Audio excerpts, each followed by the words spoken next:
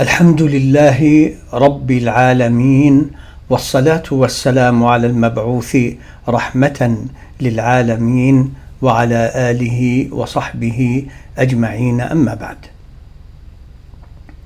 In a video before this one we spoke about music, and we mentioned that some of the ignorant people of today, who sadly many Muslims listen to them, allow them to their masajid to give khutbah and classes, but they're ignorant. These people resurrected the wrong fatwa by Ibn Hazm that was criticized by scholars who are more knowledgeable in the religion than Imam Ibn Hazm. May Allah forgive him. So he resurrected that fatwa that music is halal. We spoke about it in that video. Please watch that video. Today we'll talk about music and the role it has played in the devastation of the Muslim Ummah. Music is connected to things to say, poems or whatever, and dancing. They come together. There was a conference years ago in Chicago, an Islamic conference, and I was helping a brother sell some good Islamic books. So I went there and we attended the bazaar. I call it bazaar, where thousands of people, looks thousands, hundreds at least, going back and forth. And, very few women were wearing proper hijab. The men, very few men were wearing the beard. And so we crossed the hall to go to the section they gave us, which was way in the back, and it is a big hall belonging to a big hotel in Chicago. So while walking there, I said to the brother, I hear music. He said, what? I said, I hear music. So we kept going. We reached a stage where grown men, some of them with beards, dancing, very loud music and dancing, and they're like into it, really, like they sunk deep into this Sufi dance. They were Sufis, and I don't know what the guy was saying. I can never understand what they're saying, but anyway, Sufis, a combination of music, dancing, and words. Add to the combination full-grown men, maybe their children and wives and sisters, maybe watching them, and they're dancing. I don't know why they keep doing that. I mean, are they trying to catch their tail? Anyway, so it was disgusting. And they looked like they were Arab or Turks. Anyway, so we kept going to the end of the hall. There was another group listening to music and somebody saying things. So when I came closer, I found a group of men, women, and children. African Americans, Arab, Pakistani, whatever. They were just a group. Not as big as that dancing tail catchers, but it was loud. So there was a brother there who was African American. I thought that among the group that was there, he was more receptive. It showed on his face. He was humble. I asked Allah subhanahu wa ta'ala to save him from these things. Well, anyway, I came closer to him and said to him, brother, what's going on here? He said, this is Islamic rap.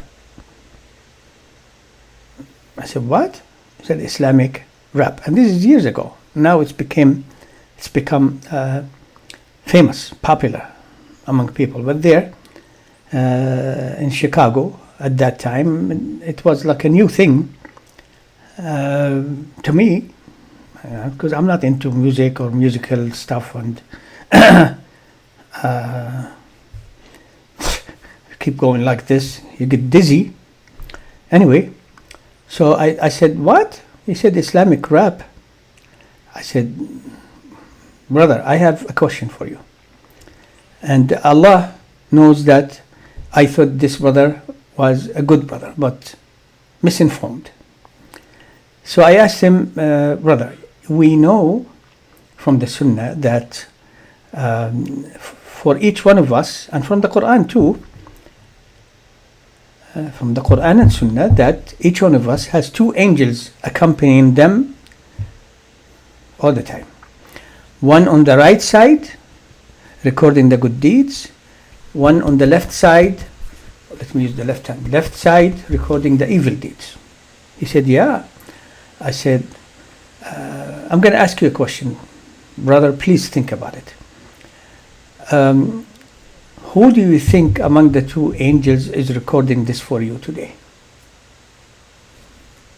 The brother was sincere. He said, nobody asked me this question before. I said, can you please do me a favor and think about it? You have your two children here. And the brother was almost dancing to the tune of the Islamic rap. And that guy was, of course, rapping and saying stuff and music and, but it's Islamic. Yeah. So I said, your children are here. Think about them to see their father, instead of having respect for the father, see you dancing. Hey, this is not good for you, brother. And he accepted what I said. May Allah reward him. Inshallah ta'ala, he left that stuff. So he said, nobody asked me this question before. I said, well, it's the time to think about it. Also, since these people say it's halal, so is it possible for a good practicing Muslim saying to another good practicing Muslim, let's dance in the sake of Allah, because it's halal and it's Islamic? And he almost laughed. He said he felt ashamed. We spoke about the hadith collected by Imam Bukhari. It's authentic, continuous chain of narration. He heard it from his teacher, and his teacher from all the teachers, from their teacher, from Rasulullah sallallahu alayhi wa sallam. لَيَكُونَنَّ مِنْ أُمَّتِي أَقْوَامٌ يَسْتَحِلُّونَ الْحِرَ وَالْحَرِيرَ وَالْخَمْرَ وَالْمَعَازِفِ. There will be members of my ummah, meaning later, after his time, يستحلون, treat as halal, الحرة, الزنا, والحريرة, wearing silk for men, والخمرة, intoxicants, والمعازف, and musical instruments. They will make them as halal. Mention musical instruments there with three of the major sins. So it's haram. The video before this one, please watch it.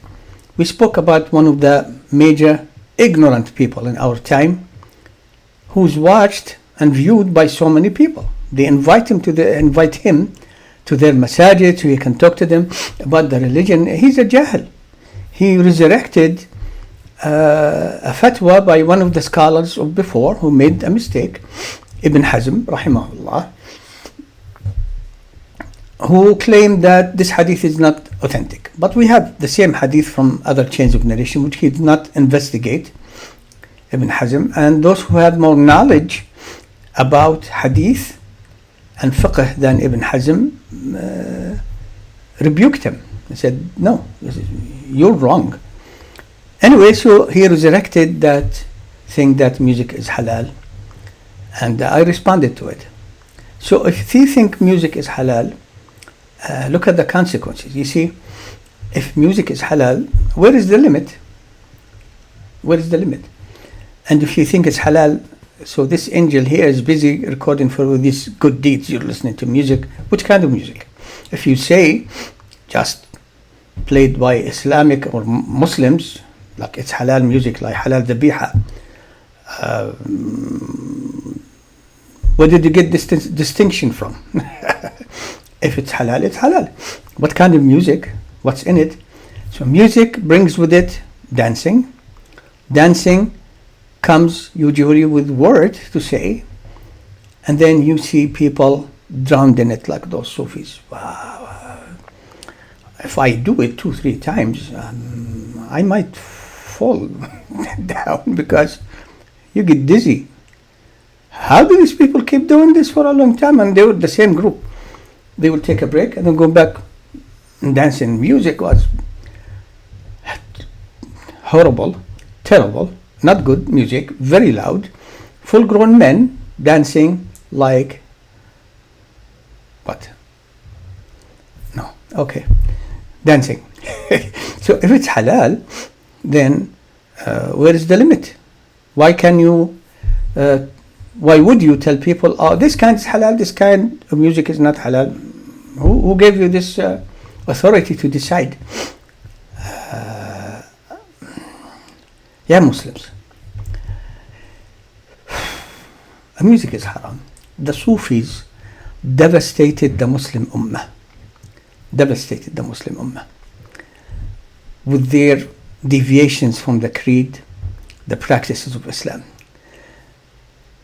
Many Muslim areas were occupied by Christian forces directly because the Ummah was now weak. They have deviated from the religion, and the Sufis have played a role in leading Muslims to submit to those kuffar who occupied Muslim lands. And then with all the trouble we have in the Muslim world, you see these people bringing this stuff here. Allah gave you the opportunity to break free from all this madness. Why do you bring it here? Why? La hawla wa la quwwata illa billah. And then for someone to come, like, we don't have enough trouble. Music, halal. No, it's not halal. You're an ignorant jahil, and you cannot stand against the hadith. The hadith says they will make as halal zina, wearing silk for men, drinking khamr, and musical instruments for sisters of haram, major haram. So to talk about Islamic rap or Islamic non-rap, I blame the Arabs, the Arab people, and the Turks in specific for bringing this Sufi stuff into here. And many native Muslims, African Americans, Latinos, others were deceived by those Arabs because they're thinking, these are Muslims, they must know their religion, and into thinking that music is halal. So the Arabs are to blame. And la hawla wa la quwwata illa billah. Dear brothers and sisters, please, you have to fight with words and knowledge this shameful way of behaving, and then ascribing what you're doing that it's halal. Did Rasulullah do it, sallallahu alaihi wasallam, with his companions? Who brought us victories that we're still enjoying today? This vast Muslim ummah, who conquered most of it? The companions of Muhammad sallallahu alaihi wasallam. They did it with music. So they bring victories, we bring people dancing, trying to catch their tail.